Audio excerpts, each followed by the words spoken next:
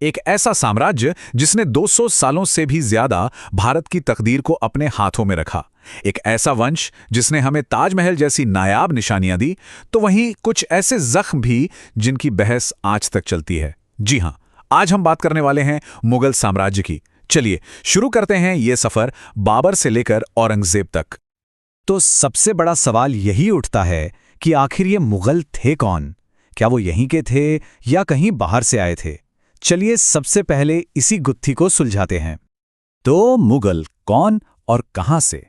देखिए, इस सवाल का जवाब हमें सीधा ले जाता है सेंट्रल एशिया की उन वादियों में जहां इतिहास के दो सबसे बड़े और कह सकते हैं कि सबसे खूंखार विजेताओं का खून आकर मिलता था।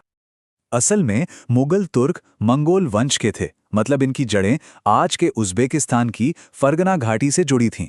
लेकिन असली बात यह है कि इनकी रगों में किनका खून दौड़ रहा था।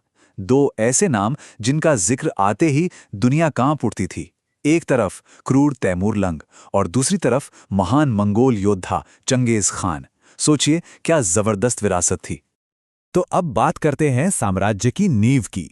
कहानी कुछ यूं शुरू होती है कि इसी महान वंश का एक राजकुमार अपनी किस्मत और एक नया राज्य बनाने का सपना लेकर हिंदुस्तान की तरफ बढ़ता है। और यहीं से शुरू होती है मुगल साम्राज्य की दास्तान। और इसका पहला किरदार था ज़हीरुद्दीन मोहम्मद बाबर। ये लड़ाई क्लासिक केस थी साइज वर्सेस स्ट्रैटेजी का। एक तरफ इब्राहिम लोधी की विशाल सेना जो पुराने तौर तरीकों से लड़ रही थी, और दूसरी तरफ बाबर की छोटी लेकिन कहीं ज्यादा स्मार्ट सेना। बाबर के पास एक ऐसा तुरुप का इक्का था जो लोधी के पास नहीं था, तोपें और युद्ध की एक नई तरकीब। बस इसी एक चीज ने पूरी लड़ाई का पासा पलट दिया। ये ताकत की नहीं बल्कि तकनीक और दिमाग की जीत थी। और वो तारीख थी 1526, पानीपत की पहली लड़ाई। ये सिर्फ एक जंग नहीं थी।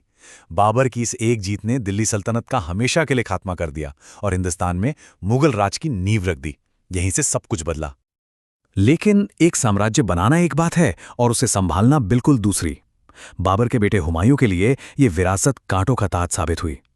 उसकी जिंदगी तो किसी फिल्म की कहानी जैसी थी। अंदर के दुश्मन, बाहर के दुश्मन, शेरशाह सूरी ने तो उसे हराकर देश से ही निकाल दिया। साम्राज्य मानो हाथ से फिसल ही गया था।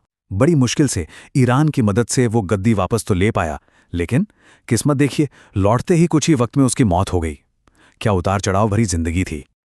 अब आता है स्वर्णकाल, अकबर से शाहजहां तक का दौर। हुमायूं के इस डगमगाते दौर के बाद मुगल साम्राज्य को एक ऐसे लीडर की जरूरत थी जो उसे सिर्फ बचाए नहीं बल्कि आसमान की बुलंदियों तक ले जाए। और फिर तख्त पर बैठा वो बादशाह जिसने मुगल साम्राज्य का मतलब ही बदल कर रख दिया। नाम था अकबर। और जरा सोचिए, जब अकबर गद्दी पर बैठा तो उसकी उम्र क्या थी? सिर्फ 13 साल। एक बच्चा जिसके कंधों पर एक टूटते बिखरते साम्राज्य का पूरा बोझ था। किसी ने सोचा भी नहीं था कि ये लड़का क्या कर दिखाएगा। लेकिन इतिहास में कुछ सबसे बड़े अध्याय अक्सर वहीं से शुरू होते हैं जहां उम्मीदें खत्म हो जाती हैं। तो सवाल यह है कि अकबर ने ये किया कैसे? उसने अपने साम्राज्य को 4 बहुत ही मजबूत पिलर्स पर खड़ा किया। पहला, उसने जजिया टैक्स जो गैर मुसलमानों पर लगता था उसे खत्म कर दिया। ये धार्मिक सहनशीलता का एक बड़ा कदम था। दूसरा, उसने सुलह कुल की पॉलिसी अपनाई जिसका सीधा मतलब था सबके साथ शांति। तीसरा, एडमिनिस्ट्रेशन को ठीक करने के लिए मनसबदारी सिस्टम लाया, एक तरह की रैंक बेस्ड सिविल और मिलिट्री सर्विस। और चौथा, और शायद सबसे स्मार्ट मूव, राजपूतों के साथ शादी के रिश्ते बनाकर उसने अपने सबसे बड़े दुश्मनों को अपना सबसे पक्का दोस्त बना लिया। और अकबर ने जो मजबूत जमीन तैयार की थी, उस पर उसके आने वाली पीढ़ियों ने कला और संस्कृति की एक ऐसी शानदार इमारत खड़ी की जिसे देखकर आज भी दुनिया दंग रह जाती है। और जब बात आती है आर्किटेक्चर की, तो एक ही नाम जहन में आता है, शाहजहां। उसके दौर में मुगल आर्किटेक्चर अपने शिखर पर था। शाहजहां, ये नाम आज भी मोहब्बत और आर्किटेक्चर का दूसरा नाम है। अपनी बेगम मुमताज महल की याद में उसने दुनिया को ताजमहल दिया, दिल्ली को उसका लाल किला दिया और वहीं पर जामा मस्जिद जैसी आलीशान इमारत बनवाई। ये सिर्फ पत्थर की इमारतें नहीं हैं, ये उस दौर की ताकत, दौलत और शान और शौकत की जीती जागती कहानियां हैं। और अब औरंगजेब और साम्राज्य का पतन। कहते हैं ना, हर बुलंदी के बाद एक ढलान जरूर आती है। अब हम कहानी के उस मोड़ पर आ पहुंचे हैं जहां से इस अजीम साम्राज्य का पतन शुरू हो गया, और ये दौर था औरंगजेब का। और यहां पर साम्राज्य की पॉलिसी में एक जबरदस्त यूटर्न आया। औरंगजेब ने अपने परदादा अकबर की नीतियों को कह सकते हैं कि 80 डिग्री पे घुमा दिया। देखिए, जहां अकबर ने जजिया टैक्स खत्म किया था और सुलह कुल यानी सबके साथ शांति की बात की थी, वहीं औरंगजेब ने जजिया को दोबारा लागू कर दिया और अपनी कट्टर इस्लामिक नीतियों से साम्राज्य के एक बहुत बड़े हिस्से को खुद से दूर कर दिया। औरंगजेब का राज एक बड़ा ही अजीब पैराडॉक्स था। अगर आप नक्शा देखें तो उसके वक्त में मुगल साम्राज्य अपने सबसे बड़े आकार पर था, मतलब जमीन सबसे ज्यादा थी, लेकिन असलियत में जमीन पर उसकी नीतियों और दक्कन में कभी न खत्म होने वाली लड़ाइयों ने साम्राज्य की नींव को अंदर से खोखला कर दिया था। ये कुछ ऐसा था जैसे बाहर से एक बहुत बड़ा और मजबूत किला दिखाई दे रहा हो, लेकिन अंदर से उसकी दीवारें ढह रही हों। और फिर 1707 में औरंगजेब की मौत के साथ ही मानो सब्र का बांध ही टूट गया। तख्त के लिए उसके बेटों में ही जंग छिड़ गई।